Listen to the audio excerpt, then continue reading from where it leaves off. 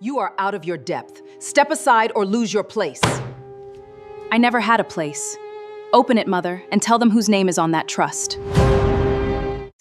The sound was almost nothing. A crystal glass slipping from Diana Whitfield's fingers at 9:17 p.m., dropping against the hardwood floor of the Lincoln Park dining room without the crash you'd expect. Just a clean, quiet break. Nobody moved. 4.3 seconds. 11 people. Not one of them reached for the broken pieces. They weren't frozen by the glass. They were frozen by what Naomi Whitfield had just finished reading aloud. She stood at the far end of the table, both hands holding a page that had yellowed at the edges from years of careful keeping. The paper was 14 years old. The woman who'd written it had been gone for 8 months, but it was doing exactly what it had been written to do.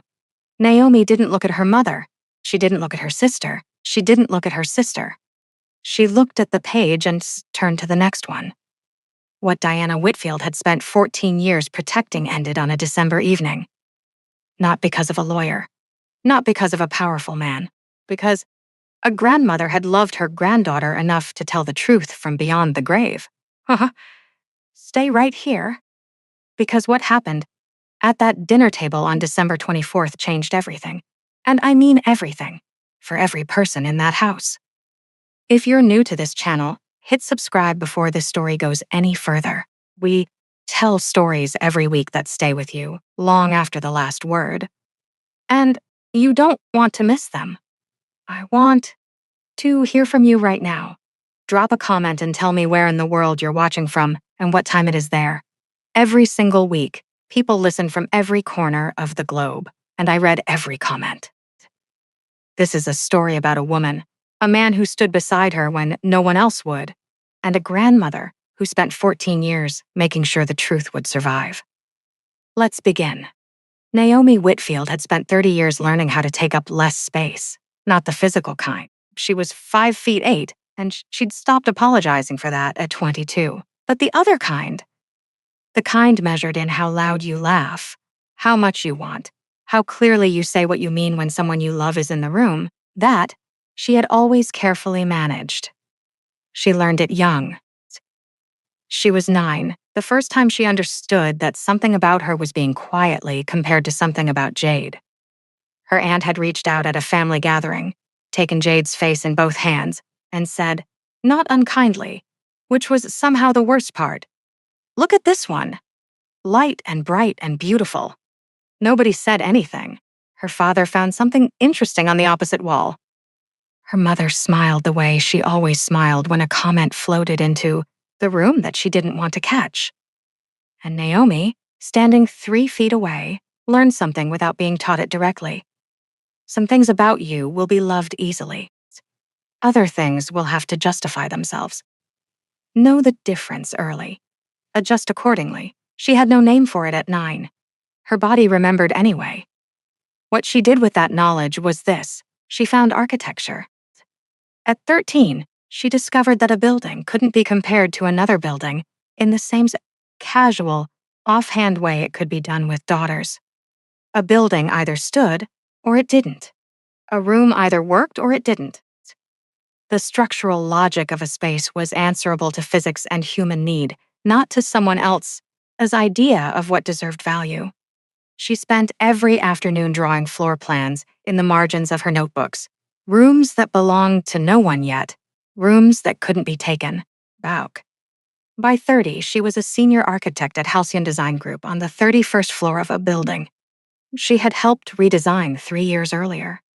The position had taken 11 years, 2 student loan refinancing agreements, and more early mornings than she could accurately count. She had built it herself, entirely. That mattered. Sung-Ho Kang had never been late to anything in his adult life. It wasn't politeness.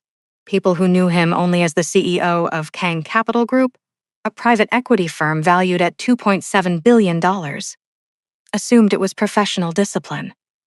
The natural habit of a man who controlled enough to have standards. It was something older than that. When Sung-Ho was 14, his father had made a decision about his future in a room Sung-Ho hadn't been invited into yet. By the time he walked through the door, it was already settled. He was to be the heir. He was to be trained accordingly. He was not asked whether this was what he wanted. Because in the world his father had built, that question was considered a distraction.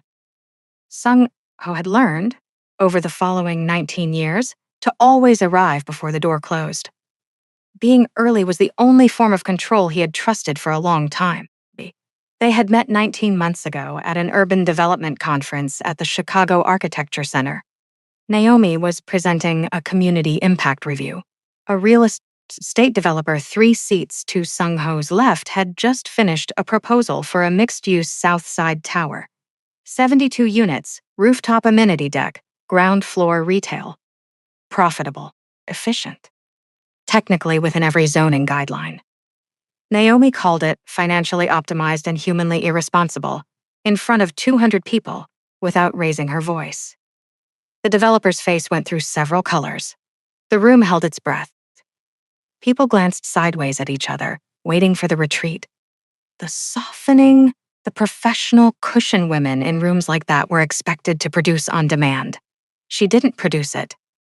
She stood exactly as she had been standing, explained her point with 3 specific citations, sat back down. Sung-ho watched the way she didn't brace for impact after the fact. No tight jaw, no quick scan of the room to measure the damage. She had said a true thing, and that was the end of its obligation to her. He thought, this is someone who knows exactly who she is.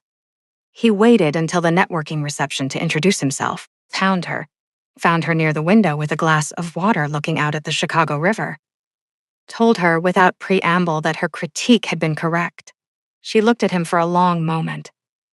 I know, she said. That was the beginning. 6 months into the relationship, he asked her something no one in her 30 years had asked with any genuine interest in the answer.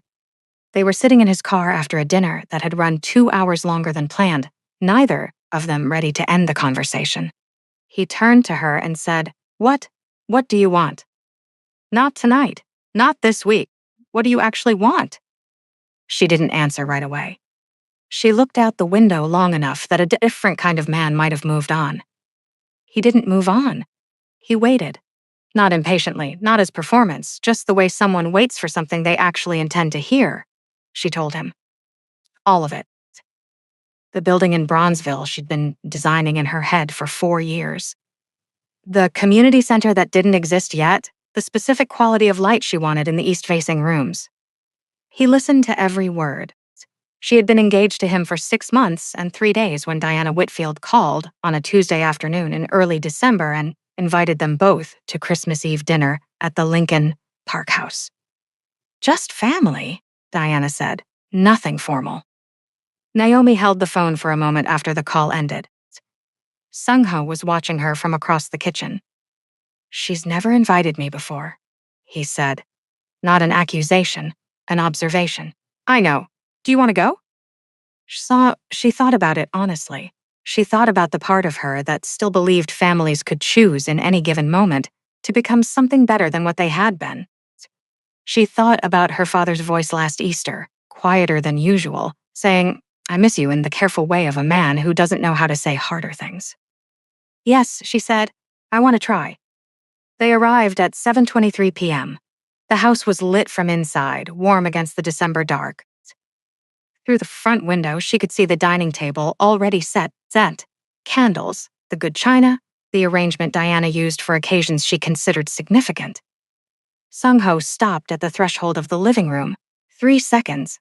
He took in the table, the place cards, the seating arrangement that had put Jade directly to his left, in the chair that 6 months of being Naomi's fiancé should have assigned to someone else entirely.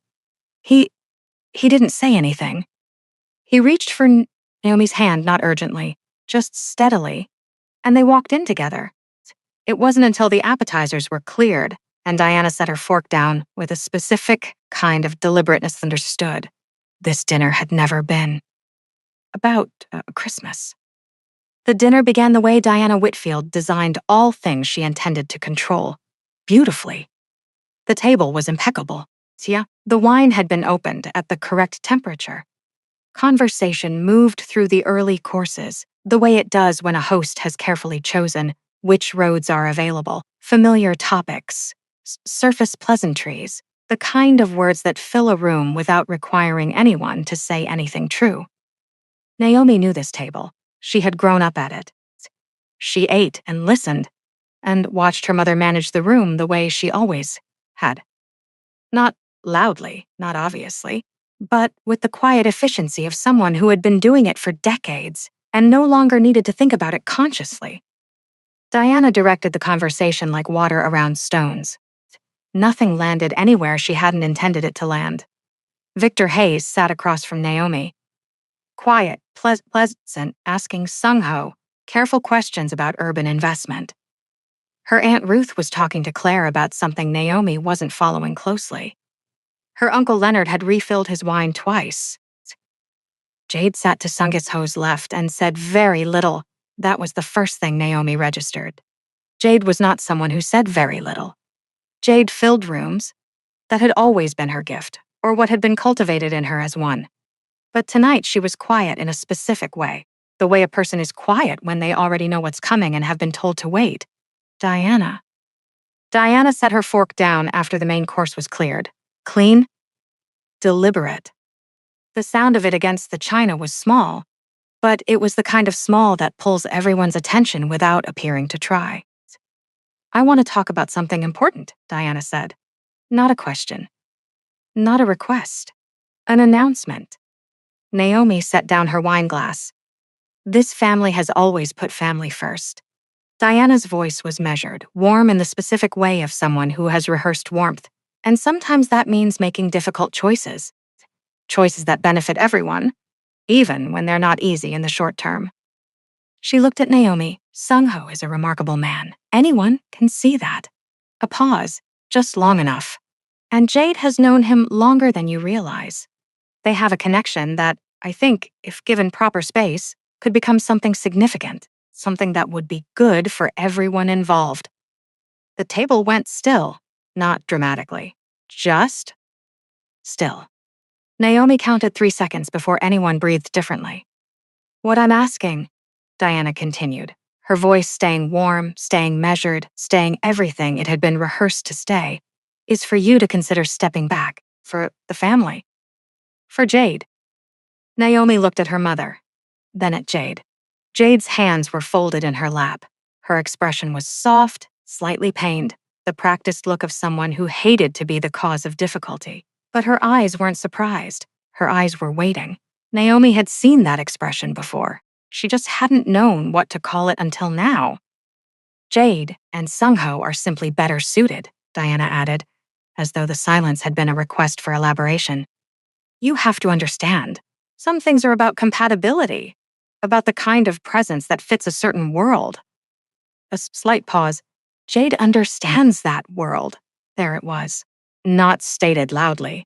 Not in a way Diana would ever acknowledge if pressed, that she had said it all. Just the familiar architecture of a thought Naomi had been hearing constructed around her since she was 9 years old. Different materials each time, always the same structure underneath. Some people fit certain rooms, others make rooms uncomfortable without intending to. Adjust accordingly. She had learned the translation young. She didn't need long anymore. She looked at her mother for a moment, not with anger, not with surprise, with the specific clarity that arrives after you finally stop waiting for someone to say something different. No, Naomi said. One word. Flat. Finished. Diana's expression shifted, not dramatically, just by several degrees. The warmth recalibrated into something cooler. Naomi, I heard what you said. Naomi placed her napkin on the table. The answer is no. She moved to stand. Diana's hand closed around her wrist, not violently, not yet, just stopping. The grip of someone who had been stopping her in smaller ways her entire life and had never once had to reconsider it. Sit down. Diana's voice dropped, controlled. Don't make a scene in front of him, in front of him, in front of the family, not in front of our guests, in front of him, not. Naomi heard the distinction clearly. She had always been precise about distinctions. She did not sit down. Diana pushed. It wasn't a large movement. From across the room, it might almost have passed for a stumble. Something accidental, something that could be explained away afterward as a misread of intentions, a loss of balance, a misunderstanding between two people who'd meant well. But Naomi's shoulder hit the edge of the sideboard hard, and her engagement ring struck the glass door of the cabinet, and the sound of it was sharp enough to cut through every other sound in the room. Claire was on her feet before the sound finished. Elliot looked at the wall. Sung-ho did not move immediately. He sat perfectly still for 2 seconds. And in those 2 seconds, Naomi understood something she had always known about him. He was not someone who reacted. He was someone who chose. Every response he produced was a decision, not a reflex. And right now, he was choosing to let the room register what it had just witnessed before he did or said anything that would give anyone permission to look somewhere else. The candles, bales on the table continued to burn. The smoke from them curled upward in thin, undisturbed lines. Nobody spoke. Nobody reached for their wine. Nobody checked a phone. Nobody found a reason to look at the person beside them. 11 people sat or stood in a room and experienced collectively the specific discomfort of having seen something true about themselves reflected back at once. The kind of truth that doesn't announce itself, it just becomes visible all at once when the right thing breaks the silence it was hiding behind. Diana stood with her hands still slightly extended. Naomi straightened. She smoothed the sleeve of her jacket slowly, methodically. The way you do something when you need your hands to have a deliberate task. She walked back to her chair, sat down, reached for her bag. Her fingers found the envelope before she consciously looked for it, like it had been waiting. She held it in her lap and didn't open it yet, just held it. If they ever take your future from you again, her grandmother had said, 11 days before she died, her voice steady in a way that had nothing to do with her health and everything to do with a decision she had made long ago, open this in front of everyone. Naomi looked up. 12 people in this room, 12 witnesses. She placed the envelope on the table in front of her. What no one in that room knew was that the envelope Naomi's fingers had just found wasn't simply a letter. It was the end of a story Diana Whitfield had been telling for 14 years. And the first page of the true one. The room had found a stillness that was different from the one before. Before, when Diana had pushed her, the stillness had been shock. The involuntary pause that arrives when a line is crossed publicly and no one has yet decided what to do about it. This was something else. This was 12 people deciding, without speaking, without coordinating, that they were going to stay, that whatever was in the envelope on the table, they were going to hear it. Nobody left. Nobody found a reason to check their phone. Nobody excused themselves for the bathroom or the kitchen or any of the small exits people construct when a room becomes something they'd rather not be inside. Naomi peeled the envelope open slowly, not because her hands were shaking, they weren't, but because the paper was old and she had learned in the 8 months since Opal died to handle the things her grandmother had carefully preserved with the same care that had gone into preserving them. The last time Naomi had seen her grandmother truly still was at a school gymnasium in November 16 years ago. She had been 16. The end-of-semester project for her design foundations class had been a scaled model. A small residential neighborhood, 8 buildings, green space threaded between them. She had spent 6 weeks on it. Every afternoon after school, at the desk in her room, measuring and cutting and starting over. She had told no one how much she wanted it to be good. Opal came to the exhibition alone. She stood in front of Naomi's model for a long time, long enough that Naomi started to worry. That something was wrong, that the work wasn't what she'd thought it was, that her grandmother was searching for the right way to say something gentle and disappointing. Then Opal said, without looking at her, I don't understand architecture, but I know when something has been made with love. And that was all. No elaboration, no follow-up. They stood together for 5 more minutes, looking at the model, and for the first time in her life, Naomi felt something she hadn't known she was waiting for. The sense that what she had made didn't need to justify its existence to anyone.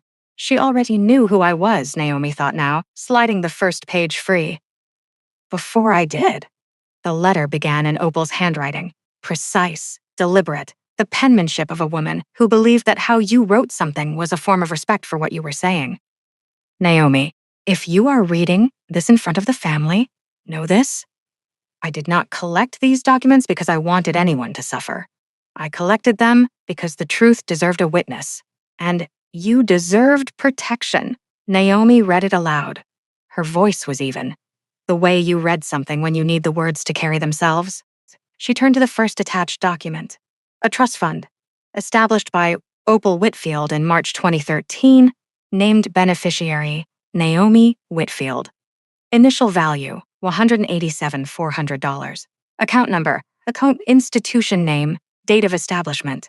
Each annotated in Opal's careful handwriting beside a photocopied statement. The second document was a transfer record. November 2016. Named beneficiary amended to Jade Whitfield. The third document was a signature verification report from an independent notary, prepared 14 months before Opal died. The signature on the 2016 transfer was not Opal Whitfield's. Beside this document, underlined twice, Opal had written, "I did not sign this. I never authorized this transfer. I want that on record." The room absorbed it the way a body absorbs cold water. Not immediately, but in the seconds after contact, when the temperature finally registers fully. Diana said nothing. Jade looked at her hands. Elliot's jaw moved, as though he had started a sentence, and then, as he had done for most of his life, decided not to finish it. Naomi waited the appropriate length of time. Then she turned to the second page. She found the line halfway down. It was written alongside a photocopied letter on Parsons School of Design letterhead, dated March 2014, portfolio submitted to Parsons School of Design, spring 2014, under the name Jade Whitfield. Original authorship, Naomi Whitfield.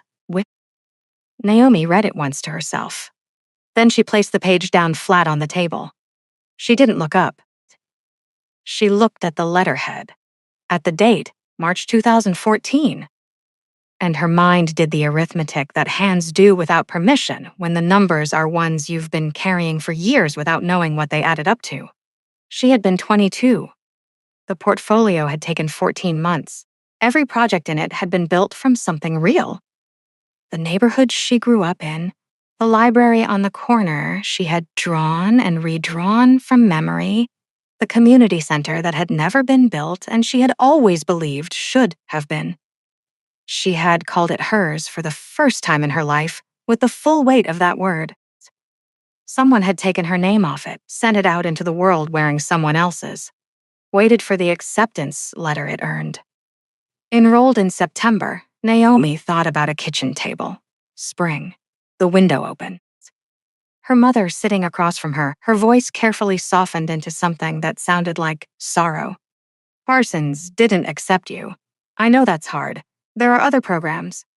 Good ones. Closer to home." She had believed it. She had believed it because she was 22 and because she had no reason. No older sister to warn her, no grandmother, who had yet told her what to look for. No reason to consider that the rejection itself might not have existed. That, somewhere in the distance, a committee had read her work, read her name, and written back, and the letter had simply never been allowed to reach her. Jade enrolled at Parsons that fall. Naomi had thought it was coincidence. She had rebuilt anyway, had fought her way into rooms that the right education would have opened more gracefully, had worked harder and earlier and longer, and she had done it, all of it. But that was not the point, and she knew it was not the point. The point was 14 months of work given another person's name. The point was being 22, at a kitchen table, in the spring, believing your mother. 16 years. Diana's crystal glass slipped from her fingers. It landed on the hardwood floor the same way it had at the start of the evening. No dramatic crash, no explosion of sound. Just a clean, quiet break, the same note, a different meaning. Nobody reached for the pieces. The candles had not gone out. The table had not moved, physically. The room was exactly as it had been 30 seconds ago. But the woman who had spent 30 years learning to take up less space had just run out of reasons to keep doing it. And every person in that room felt the shift before she said another word. The door from the hallway opened at 9:34 p.m. Victor Hayes entered without knocking. Because he had been waiting in the front sitting room for 47 minutes, and the only person in the house who knew he was there had just finished reading the last page aloud.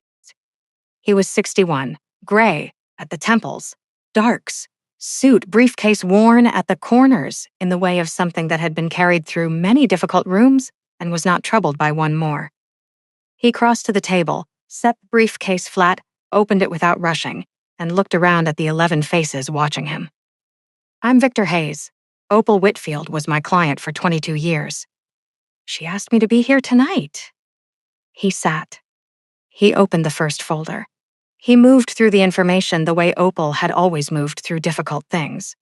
Without urgency, without performance, as though the truth had its own weight, and that weight deserved careful handling. Trust fund principal, $187,400, established March 2013. Recalculated at standard investment growth rates over 10 years, 341,880. Applicable categories under Illinois state law: forgery, financial misappropriation, transfer of assets under fraudulent authorization. These are not accusations, Victor said, closing the second folder. These are classifications.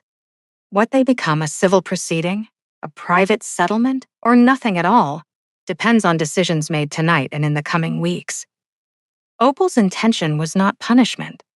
Her intention was that Naomi have the protection of knowing what she is legally owed, and documentation sufficient to act on it. He placed both hands flat on the table. Nobody spoke. Then Diana spoke. She turned towards Sung-ho. The movement was subtle, posture adjusting, voice recalibrating, but Naomi had watched that particular shift her entire life. It was Diana's instinctive reorientation toward the most powerful person in a room. Automatic. Lifelong. She had done it without thinking at every family dinner, every difficult conversation, every moment when the room needed to be managed back into something she could control. You're a reasonable man, Diana said. You understand complicated families, history. I'm asking you, as someone who cares about Naomi, to help us resolve this privately. The way family matters should be resolved. Sung-ho looked at her. He was quiet long enough that the silence had texture. Then he stood. I've known about Victor Hayes for 3 months, he said. Opal's attorney contacted me after she passed. I was asked to review the documentation. He looked at Diana without heat, without performance. I said yes, and then I waited. A pause. I wanted to see if you would choose on your own to tell the truth. Call Naomi. Write something. Arrange to give back what was taken. Anything. His voice stayed level. You didn't. He looked at her a moment longer and then said something not for the room, but directly to her. I grew up in a family that made decisions about my future in rooms I hadn't been invited into yet. By the time I walked through the door, it was already settled. They called it love.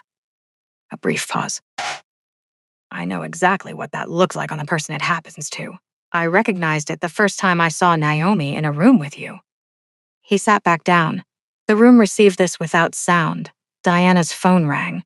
She looked at the screen. Something moved through her expression, fast, then carefully controlled. She stepped away from the table and answered. Naomi watched without being able to hear. What she observed was the specific set of her mother's jaw going rigid once, then releasing. The color in Diana's face withdrawing the way light withdraws before a storm. The sustained effort of a woman maintaining composure when composure is the only thing she has left. Diana ended the call. Set the phone face down on the sideboard without looking at it again. She did not explain what the call had contained. She didn't need to. 11 people had watched her face do the explaining. At the far end of the table, a man named Gerald Sutton quietly set his napkin down. Gerald was 64. Third-generation Chicago real estate money. He and Diana had served on the same Arts Foundation board for 11 years. She had placed him at this table as someone whose presence would signal something. Consequence, legitimacy. the gravity of a serious world taking serious note of Sung-ho Kang. He stood, looked at Sung-ho. A brief, precise incline of the head, not a greeting, not warmth, an acknowledgement of something he was not going to name in present company. "Diana," he said. "I'll see myself out." He collected his coat and left without looking at anyone else. Nobody asked why. Those who understood, understood. Those who didn't, understood enough.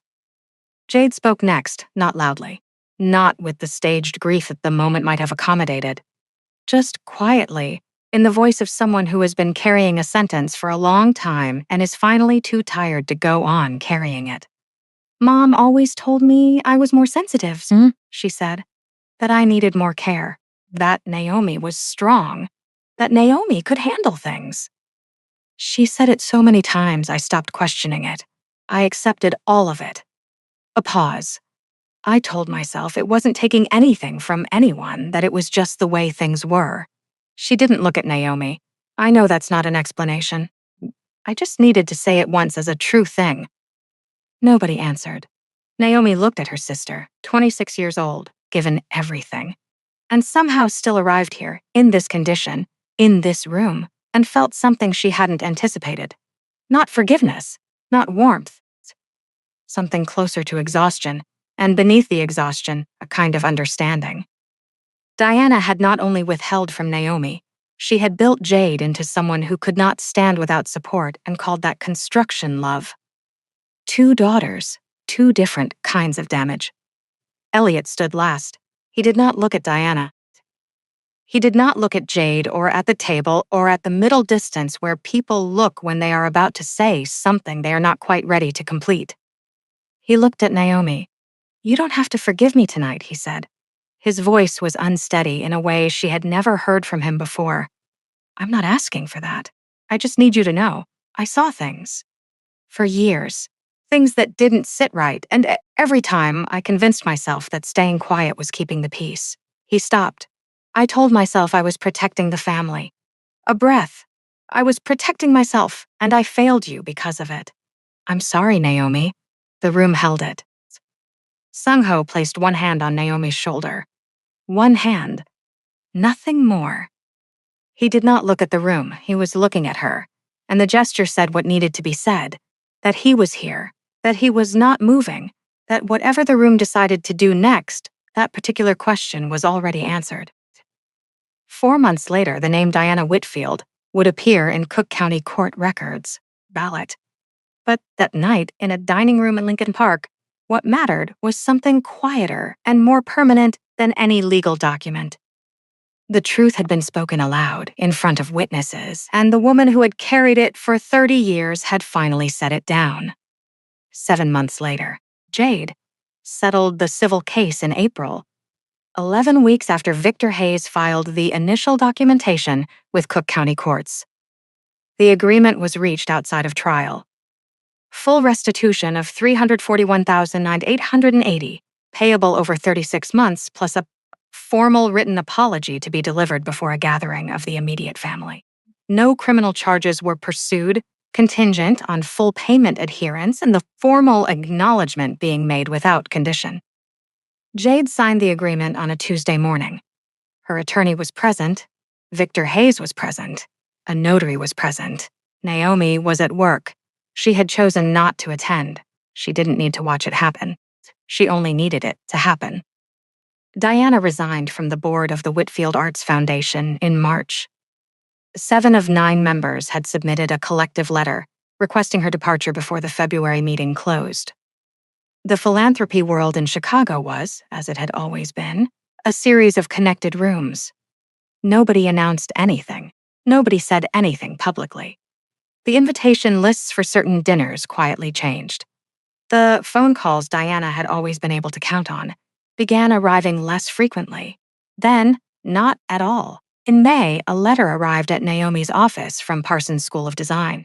The admissions committee confirmed the finding. The portfolio submitted under the name Jade Whitfield in spring 2014 had been authored by Naomi Whitfield.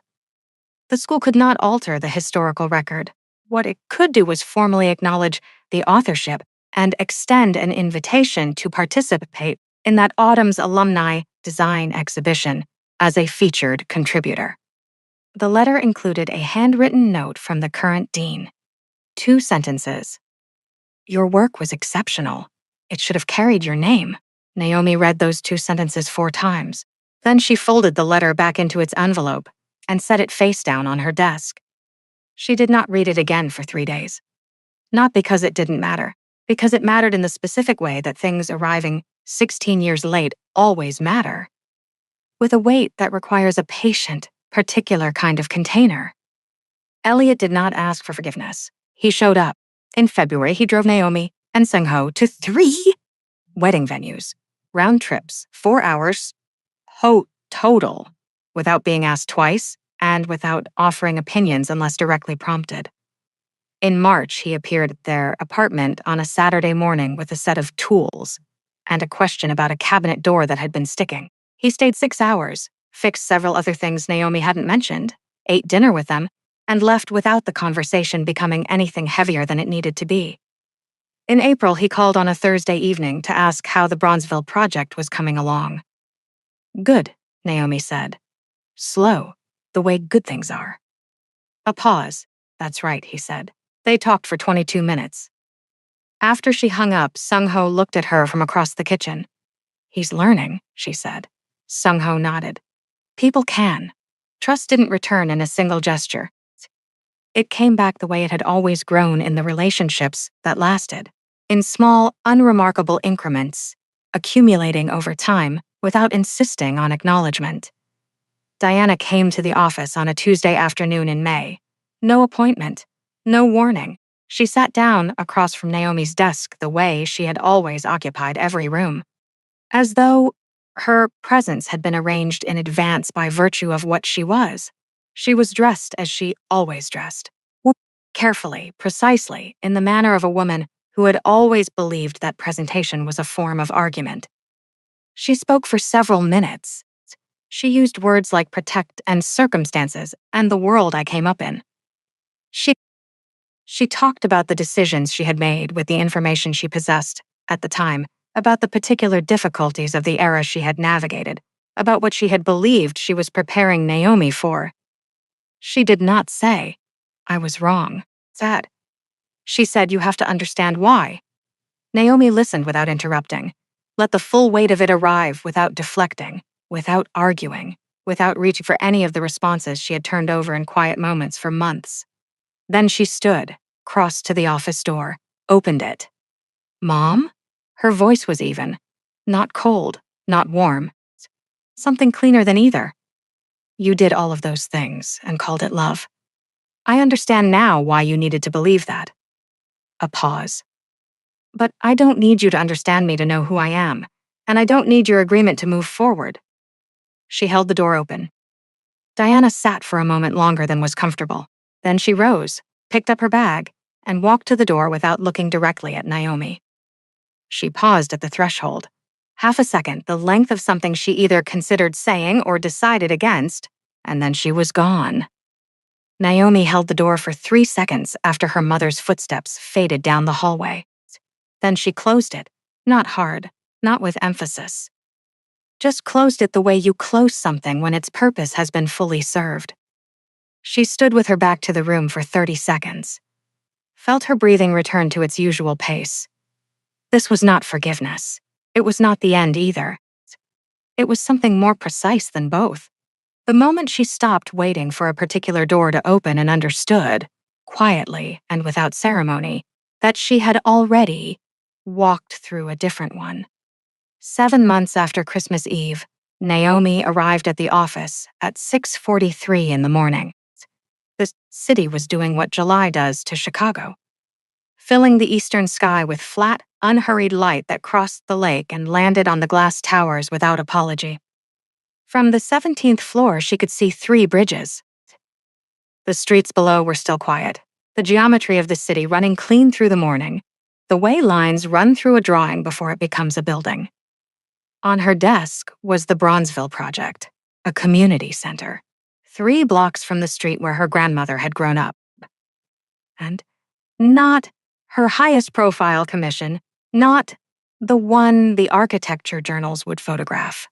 Not the one that would appear on the firm's year-end announcement. Just the one she had started 3 weeks after Christmas Eve and had not been able to stop working on, for reasons she understood completely and didn't need to explain to anyone. The drawings were still early, structural lines only. Walls without windows, rooms without ceilings yet, the bones of something waiting to become what it was meant to be. Sung-ho arrived at 6:58. He set a coffee beside the drawings without asking where she wanted it. He looked at the page on top of the pile. The east-facing rooms, Naomi said. I want the main hall to face east. Best light. He sat down in the chair beside her desk. Not at a desk of his own, not across from her, beside her. He opened his coffee and said nothing further. She thought about a school gymnasium in November. Her grandmother standing in front of a scale model of 8 small buildings and the green space threaded between them, quietly, for a long time. Long enough that Naomi had begun to worry. I don't understand architecture, but I know when something has been made with love, and this was. She picked up her pen, found the line she had been working on the night before.